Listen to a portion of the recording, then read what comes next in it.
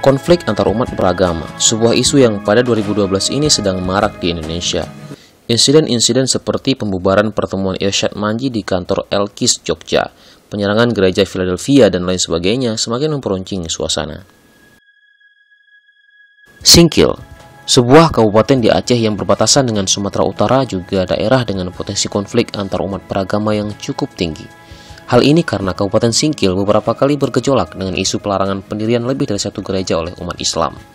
Konflik ini hampir menjadi laten, dimulai pada tahun 79, kemudian dilanjutkan pada 2001, kemudian 2003 ada juga masalah, 2006 juga ada masalah, nah terakhir pada 2012. Tepat pada Senin 1 Mei 2012, gejolak ini kembali muncul. 300-an massa Forum Umat Islam menggelar demonstrasi menuntut penutupan 27 gereja tak berizin di Singkil. Ketidakharmonisan ini merisaukan banyak pihak, termasuk JMSP, Jaringan Masyarakat Sipil untuk Perdamaian.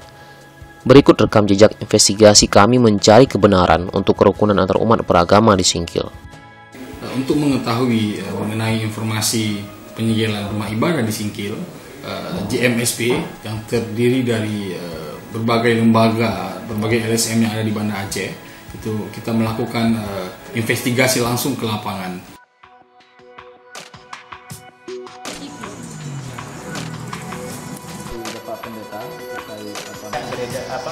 Pendeta.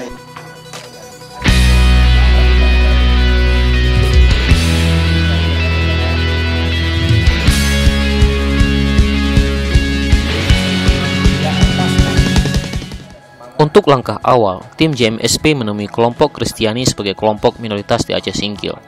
Dari 20.000 masyarakat Kristiani yang menghadiri dialog, hanya 30 orang perwakilan-perwakilannya.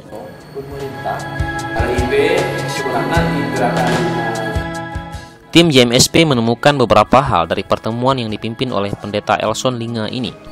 Mereka mengaku beberapa gereja yang disegel merupakan gereja yang sudah dibangun dari tahun 1930-an, jauh sebelum perjanjian 1979 tentang pembatasan satu gereja di Singkil. Gereja di mana berdiri sekarang ini sebenarnya berdiri semenjak tahun 1930-an, dan itu berdiri di daerah-daerah yang mayoritas orang Kristen.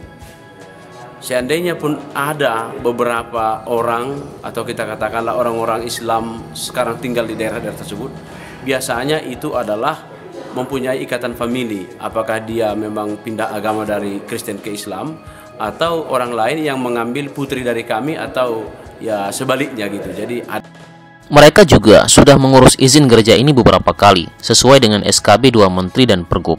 Syarat sudah terpenuhi, tetapi izin sulit sekali keluar.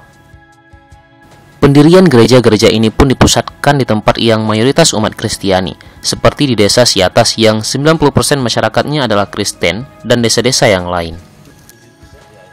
Kondisi ini sungguh merisaukan mereka, karena selama ini masyarakat Islam Kristen hidup rukun dan damai.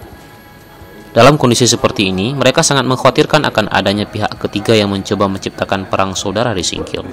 Oleh karena itu, pihak Kristiani di Singkil menawarkan solusi dialog yang adil dan setara. Kami sebagai umat Kristen tentang peristiwa yang terjadi di Aceh Singkil, kami menginginkan adanya dialog yang fair antara kami dengan saudara-saudara kami yang menuntut penyegelan tersebut.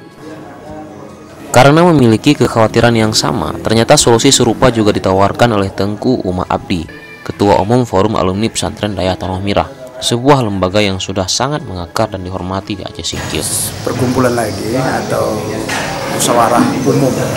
Dalam hal ini saya pikir kita buat narasumber yang komprehensif, yang memiliki pengetahuan tentang Islam dan Kristen yang lebih luas, sehingga tidak ada memihak kemana-mana. Untuk proses mediasi ini, Tengku Umar Abdi bahkan menawarkan Profesor Dr. Muhammad Ridwan Lubis, seorang tokoh dari Forum Komunikasi Umat Beragama di Sumatera Utara yang dianggap fasih dalam permasalahan ini dan dianggap berhasil membangun dialog antar umat beragama di Sumatera Utara. Umat Muslim juga tidak merasa dirinya dikhianati. Ini ada sosok yang saya lihat bahwa Forum Komunikasi Umat Beragama di Sumatera Utara itu berhasil. Di sana sepengetahuan saya dulu Profesor Dr. Muhammad Ridwan Lubis itu orang yang memang ahli dalam dua agama ini, sehingga kerukunan umat beragama di Sumatera Utara itu dalam catatan